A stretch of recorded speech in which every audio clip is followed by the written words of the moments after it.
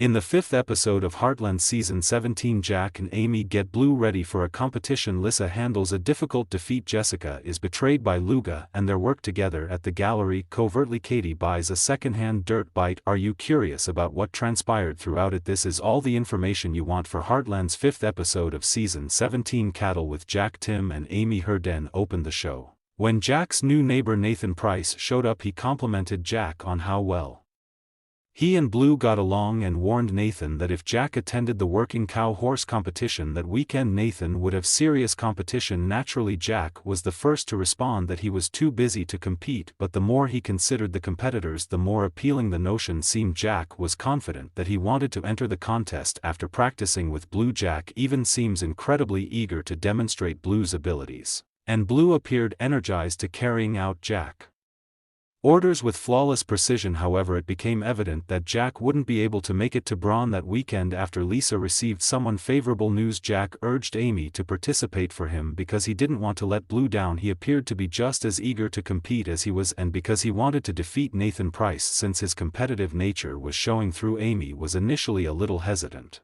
and her reluctance further increased when Blue showed Amy that he might actually be a one cowboy horse by making Amy feel uncomfortable. When she began working with him, Amy vowed her grandfather to keep trying, even though Jack was prepared to call it off since he didn't want to watch his granddaughter suffer because of a contest. Jack seemed to truly want Blue to have this opportunity. Fortunately, Blue finally warmed up to Amy, and by the time the show concluded, Amy and Blue were collaborating as a team, though perhaps not quite as cohesive as Jack and Blue. Blue undoubtedly had Amy's trust and paid attention to all of her cues. All that's left to do is wait for the upcoming episode, which will include the competition itself. It will be interesting to watch since we're used to Amy being effortlessly good at everything horse related, and it sounds like this competition will take quite a bit of effort for her. Additionally, we know from the Gates video of the Fan Day event, where scenes for this competition were filmed, that Amy will really be stepping out of her element for this competition. Lisa was dealing with a significant loss at this time. Her ex-husband Dan Hartfield had passed away. Even more shocking to Lisa than the news itself was the fact that she had to hear it from none other than Val Stanton. Thus we witnessed Liz struggle throughout the episode to come to terms with Dan's departure,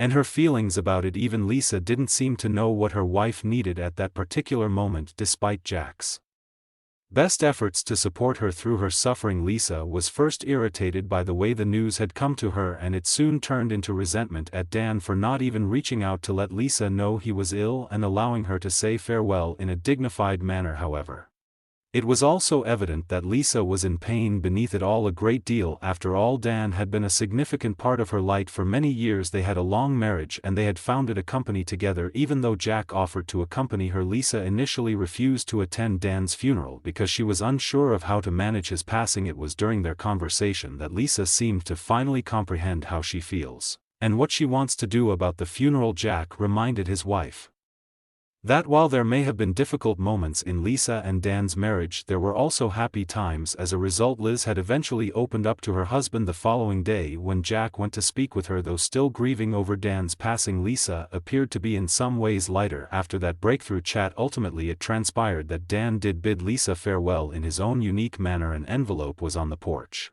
when the two saw it on their way back to the house from the pond where they had their chat. Lisa was the recipient of it. It came from Dan too. Upon opening it quickly, Lisa discovered a framed photo of a newspaper clipping with the words "We can only go up from here" printed in red. This frame had been hanging on the wall in Lisa and Dan's workplace. Lisa told Jack it was a newspaper clipping showing the outcome of the first race that their first horse together entered. It didn't matter that the horse hadn't last either, because as the lyrics stated, they could only go higher from there. They decided to hang the framed clipping as a memento of their beginnings. This was a very difficult story for Jack as well as a very tragic one for Lisa. However, it only appeared to strengthen the couple's bond in the end. Additionally, they were able to sort of settle the Dan problem at last, which had always been a source of friction in their relationship whenever Dan came up in conversation. Thus for Lisa and Jack, this was actually a fresh start and a point of closure. Lou is having difficulties following her defeat in the mayoral election in episode 2. However, in episode 3a,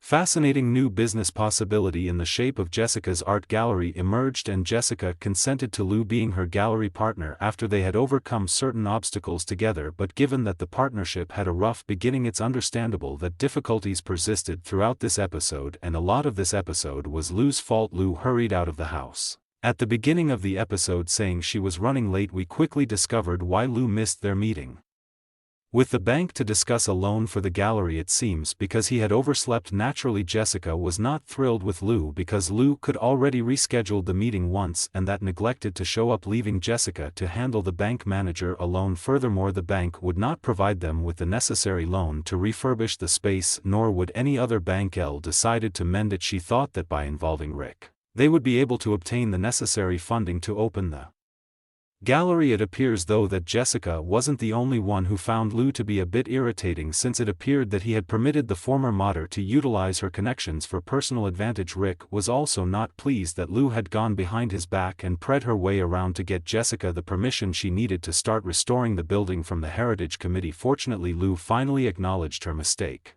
and expressed regret for not consulting Rick beforehand, and following their disagreements, Jessica asked Lou to attempt to renegotiate with Rick regarding the grant. In response, Rick informed Lou that the funding would not be awarded until they displayed the work of other regional artists at the gallery. Jessica reluctantly agreed to accept it when it became apparent that there was no other grant or way for them to receive the money they needed to rebuild the building. Furthermore, Jessica began to view the award and its accompanying stipulations favorably, with some prodding from her spouse. Even while Lou did offer Jessica the option to exit the partnership that she so desired, by the end of the episode we witnessed Jessica and Lou resolve their differences and Rick commit to one another as partners. It was great to watch Jessica adjust the circumstances and truly see the grant as a benefit, as well as to have Lou acknowledge that it's difficult to have her as a business partner now. I don't think Lou, Jessica, and the gallery will have an easy ride from here.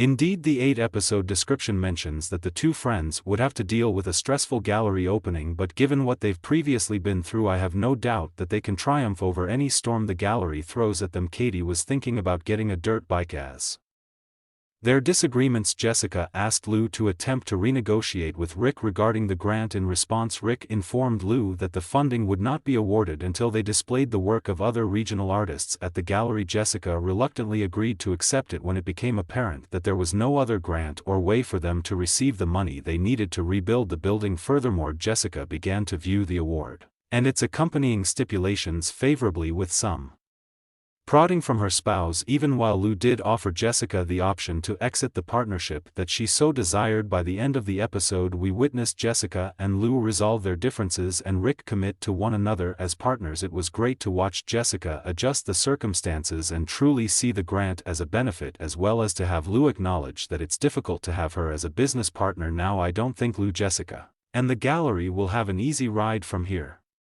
Indeed, the 8-episode description mentions that the two friends would have to deal with a stressful gallery opening, but given what they've previously been through, I have no doubt that they can triumph over any storm the gallery throws at them. Katie was thinking about getting a dirt bike as a new vibe. While the adults in her life were busy taking care of their own issues, we saw Katie broach the topic of her trying out dirt biking with Lou. Early on in the episode, Lou swiftly disregarded Katie's suggestion, stating that it was too risky. Tim made a valid point when he informed Lou that at Katie's age it was likewise deemed risky for her to ride horses and jump over barriers twice to his height. Lou meanwhile remained firm on the subject, but Katie, being the disobedient teenager that she is, made the decision to get a dirt bike. Nevertheless, since dirt bikes are expensive, she decided to pawn a necklace Lou had given Katie for her birthday. With the money she earned, she was able to purchase a secondhand fixer-upper from the local store. Katie then started trying to hide the bike from all of the ranch staff. However, it didn't take long for someone to come across Katie and her new acquisition. However, Katie was lucky that Tim noticed her wheeling the bike behind a shed. Katie kept telling Tim that he can't tell Lou about the bike because at first she was afraid of what her grandfather would think and if he would say anything to Lou. However, Tim persisted in telling Katie that he wouldn't and that she needed to inform her mother instead, even offering to assist her in fixing it. And as it happens, Tim's mechanical skills are rather decent. He started the bike up very quickly, and by the end of the episode Katie was riding into the sunset with her grandfather watching over her. Shoulder Tim is Katie's ally at last when it comes to dirt biking, which makes me very happy. She used to handle everything alone, having no one to turn to in case something went wrong. At least she has Tim now though, and ideally Tim will be there to encourage Katie throughout what will undoubtedly be a contentious conversation when it comes time to tell Lou about her new interest. It was intriguing to observe that Rick and his family suffered the same consequences for becoming mayor that Lou experienced. Thr.